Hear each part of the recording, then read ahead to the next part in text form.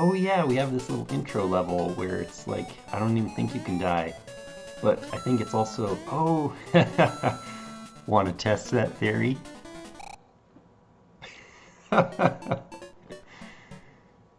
Good times.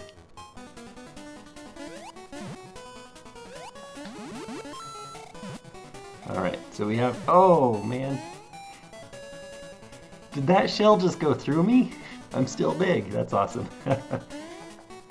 Goodness. After playing Super Mario Land numero uno, I thought this was water. Like, same physics as in air. Super Mario Land physics are quite different than this, so hopefully I can get used to this ASAP. But yeah, you know how Super Mario Land, the entire game, took me just over 30 minutes? I'm willing to bet that the final Wario Castle level is going to take me much longer than 30 minutes.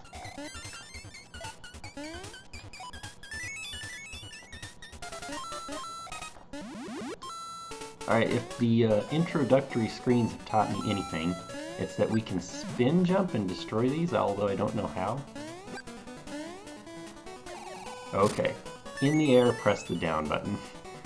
That's the funny thing, right? I mean, there are only so many buttons on the Game Boy. Start, select A and B, that's it.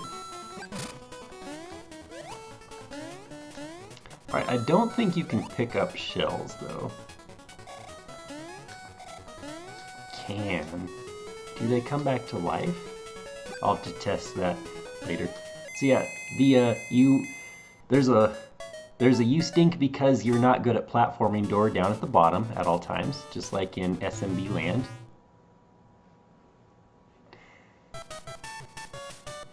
But if you can get to the higher door with platforming skill and ring the bell, you get the bonus game there. I think you can actually play all of the levels in any order you want. This is the final, though. Check out how Wario is running around on the rooftop there. So yes, there are the 6 golden indentions, and maybe I will leave it to the viewer to see what could possibly fit in these 6 circular indentions. What's the subtitle of this game again? So first, I guess we'll just start with the tree zone.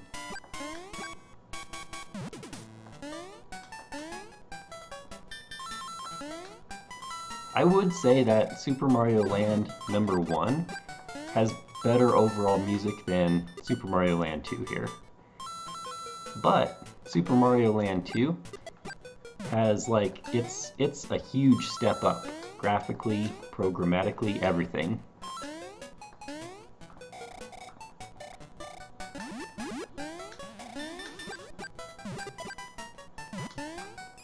Alright, this little halfway bell, if we die, we'll respawn at, it's kind of like the midway.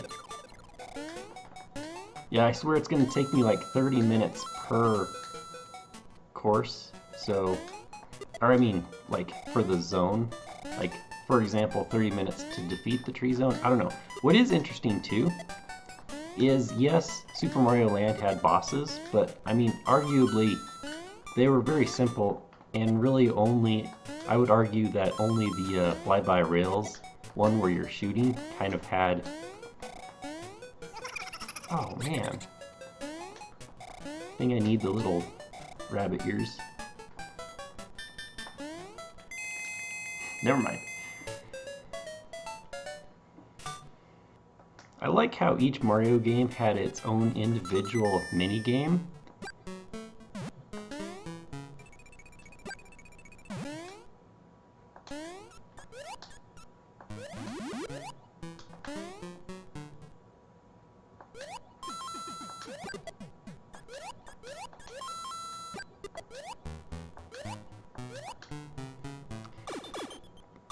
So to finish that thought though, Super Mario Land 2 here, the bosses are a lot more in-depth. So the thing is, the bosses in general are a lot more fun because of it.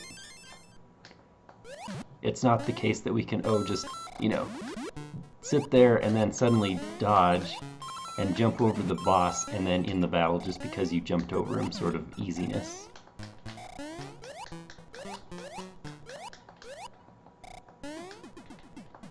Yet to be able to show off the new power-up though, the little bunny ear carrot thing.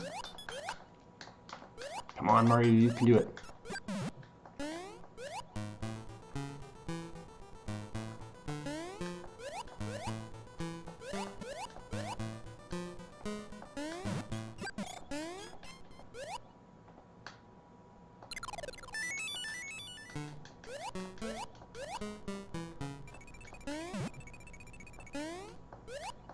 Oh, look, that's the end. I want that bonus game. What in the world?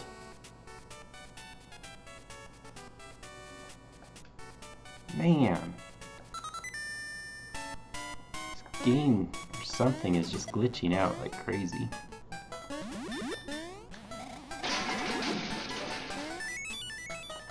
I almost fall off the edge to my death to get the 1-up heart. Alright, yeah, so interestingly enough, this game, I would say, is almost borderline new to me. Because I have only, like I said, what was it? It had to have been the 3DS eShop, because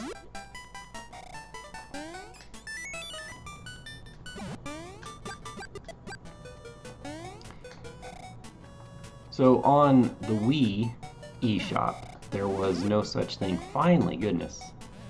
This is the power-up of the game right here. It's kind of OP. Kind of like the cape in Super Mario World. Uh-oh. It's almost like Flood. You can just kind of make up for your bad platforming by hovering in place. Alright, this is interesting. I can actually beat the boss level instead of doing every course. Let's see how this goes. I get so easily distracted though. Reason number 63, I will never be famous. Can never finish the sentence. Anyways. So, like I was trying to say, this is mostly new to me because on the Wii eShop, it was the case that essentially there were not Game Boy games for the Virtual Console. It was like Nintendo, Super Nintendo, etc., etc. And I mean, I had bought probably somewhere in the vicinity of $250 worth of digital games, a lot of which I actually physically own, as my show and tell items have demonstrated. But I mean, even though I might have, say, a Nintendo or Super Nintendo game, it was really convenient and nice on the Wii to just be able to, you know, hook up the classic Wii controller and play any of these old games. But digital ownership is kind of this... I like how there's not actually an endless pit. You hit the bottom row and just die. But yeah, digital ownership is kind of just a scam almost. I mean, you obviously own it, but think about this. The Wii eShop and really all internet connectivity of the Wii is no more. Even if you have legitimately and legally owned, downloaded, and purchased some digital property, it's kind of long gone. If anything happens to that, if you delete it,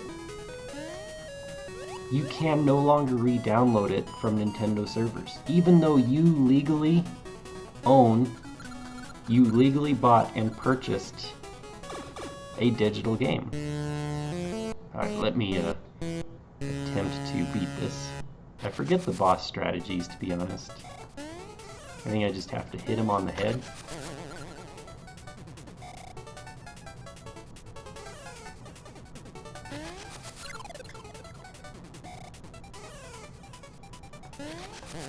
Alright, unlike, see, I can still duck.